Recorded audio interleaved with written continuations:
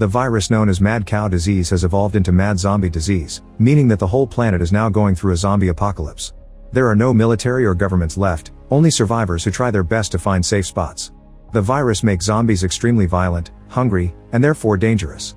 It's not advised to grow attached to other survivors since everyone is out to get you or will end up becoming zombies as well, resulting in some people using their city of origin as nicknames. Columbus explains he's decided on a few rules to survive the apocalypse after seeing people fail over and over again. The first one is cardio because to be in shape is needed to run away from zombies.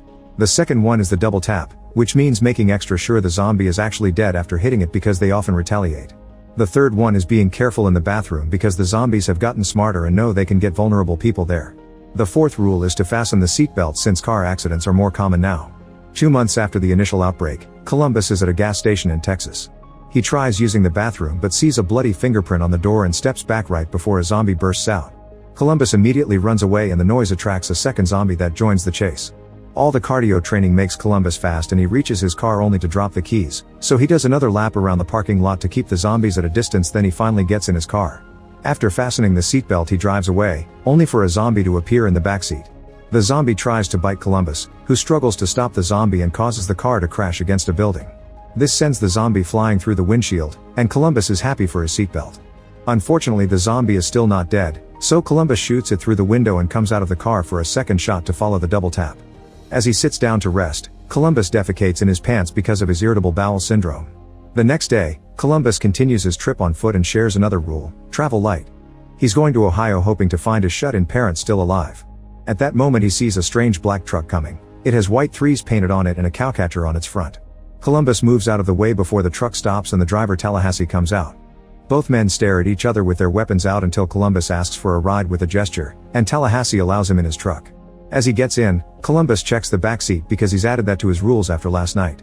He also tries to chit-chat and learn more about Tallahassee, who says he doesn't do friendship. A brief flashback shows Tallahassee attacking zombies with chainsaws, so he should be a good companion to have. However, he also has an obsession: to find a snack called Twinkie. After a few hours of traveling, they find a crashed company truck and Tallahassee wants to check it out. Following his rules, Columbus limbers up before following him in case of an attack. They open the truck and lots of snacks come out but no Twinkies, which makes Tallahassee furious. Afterward they look for a restroom and Columbus checks every stall before doing his business. He admits he has lots of phobias, including clowns. In fact he sees one climbing under the door, but it's just a trick of his imagination. Then he remembers how it all started. Before the outbreak, Columbus spent all his time in his room eating fast food and playing World of Warcraft. One evening, he heard desperate knocking on his door and opened it to discover his neighbor 406. She rushed inside as she explained that a sick-looking homeless man bit her when she was walking home and now she was too scared to be alone in her apartment. Columbus allowed her to spend the night and they fell asleep on the couch. Later Columbus woke up to discover 406 became a zombie. She started chasing him around the apartment and Columbus hid in his room, closing the door only to hurt her leg in the process. This didn't stop 406, who pushed her way in and followed him to the bathroom. Columbus tried trapping 406 with the shower curtain but she just pierced through it with her tongue. Next he threw a bunch of stuff at her and hit her with the toilet cover before running off. 406 went after him again, so Columbus had no choice but to hit her hard enough to actually kill her, which inspired the double tap. In the present, the duo has to move a bunch of cars out of the way so they can keep traveling. They talk about various subjects and when Tallahassee brings up intimacy, Columbus makes up a story not to look like a loser but he actually was never with a woman. In the middle of the road, they find a zombie feeding on a body, but Tallahassee just drives around them and hits the zombie with the car door on the way. Sometime later they make it to a supermarket and Tallahassee arms himself with all the weapons he keeps in the truck. They enter the store and Tallahassee plays the banjo to lure the zombies out. Two creatures soon appear and Tallahassee beats one up with the banjo while the other one is victim of his bat. A third one is waiting at the back and Tallahassee takes out his frustration with garden shears. Then they go looking for Twinkies only to come across Wichita who begs for help. The duo follows her after Columbus respects another rule: always leave a door open. Wichita takes them to see her sister Little Rock, who has been bitten by a zombie. Tallahassee agrees to shoot her but before he can act, Wichita asks for the gun saying it's a responsibility. Suddenly both girls turn around and point the gun at them. It turns out this was all a trick to get their weapons in their car. The sisters leave in the guy's vehicle and now they have to keep on going on foot. As they walk through the town, they find another car only for Tallahassee to start destroying it out of frustration. Moments later they find a better vehicle and they have to remove a pair of zombie arms from the wheel. Then they check the back seat and finds a bag full of weapons. Tallahassee shoots one to celebrate before painting a 3 on the door and finally leaving. During the trip, Tallahassee finally shares a little about himself and explains that before the outbreak the most important thing in his life was his dog, who was killed by the zombies.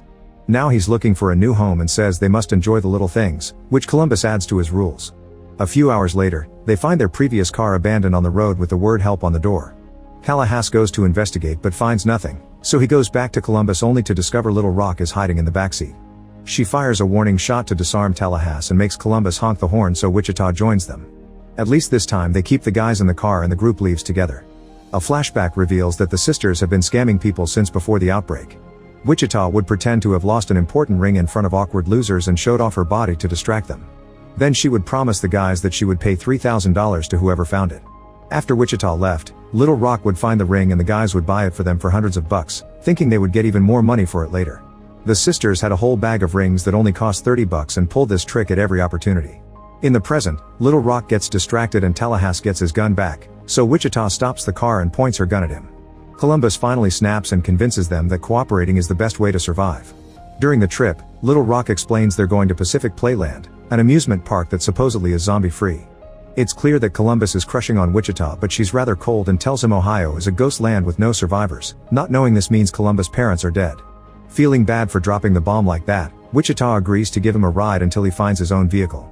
Later that night, after the others have fallen asleep, Columbus and Wichita chat and bond. When they find a truck for Columbus, he accepts the fact he has no family left and decides to stay with Wichita instead. In the middle of the night, they stop at a store for food. Columbus wants to impress Wichita, but he has a rule that says don't be a hero, so Tallahassee goes first. He rings a bell and a zombie comes out, which immediately gets shot down. Tallahassee calls it Zombie Kill of the Week, but Columbus thinks that title goes to a nun that killed a zombie by throwing a piano on it. Once inside, Columbus puts on cologne to impress Wichita and Tallahassee mocks him for it, so Columbus puts perfume on him too. Tallahassee answers by hitting him, and Columbus accidentally breaks a decoration in the process. Then Tallahassee tells him to break more and soon the entire group is breaking all the merchandise in the store just for fun. Afterward the group returns to the road and chats about dozens of silly topics, allowing them to become friends. Eventually they make it to California and they agree they need a place to rest. They stop the car so they can grab a Hollywood map, shooting a few zombies in the process. Moments later they break into Bill Murray's mansion, which makes Wichita excited because she's a big fan. However, Little Rock doesn't know who he is. Tallahassee is disappointed to find no Twinkies, but Columbus is delighted to find a private theater and makes Little Rock watch Ghostbusters with him. He uses the chance to try to learn more about Wichita's preferences, but Little Rock isn't helpful. Meanwhile, Tallahassee and Wichita are startled by the appearance of a zombified Bill Murray. Wichita hits him with a golf club and Bill screams in pain normally, revealing he's fine and just wearing zombie makeup to avoid getting attacked by the monsters. Tallahassee and Wichita show how big fans they are and Bill gets his ego stroked, then he shares some Mary Jane with his new friends. They take so much that they end up taking movie props and pretend they are the Ghostbusters. Next they decide to prank the others. Bill enters the theater making zombies noises, so a startled Columbus shoots him. By the time he learns the truth it's too late and Bill Murray dies on a seat after saying his only regret is Garfield. The group wraps him up in some blankets and shoot their guns in Bill's honor before throwing the body off the balcony. That night they have dinner and play board games by the fireplace. They remember their old lives and Tallahassee reveals he didn't used to have a dog, he actually had a son. He cries and uses money as a handkerchief. Moments later Tallahassee fires at random objects for fun and teaches Little Rock to be a better shooter. Meanwhile, Wichita and Columbus share stories from their teen years while drinking and Columbus admits he didn't have a prom date. Wichita makes up for it by inviting him to dance and the duo gets really close. They are about to kiss but they're interrupted by Tallahassee, who kills the moment. An awkward Wichita admits she likes Columbus but she doesn't want a relationship because her attention is on her sister and surviving, not on attachments.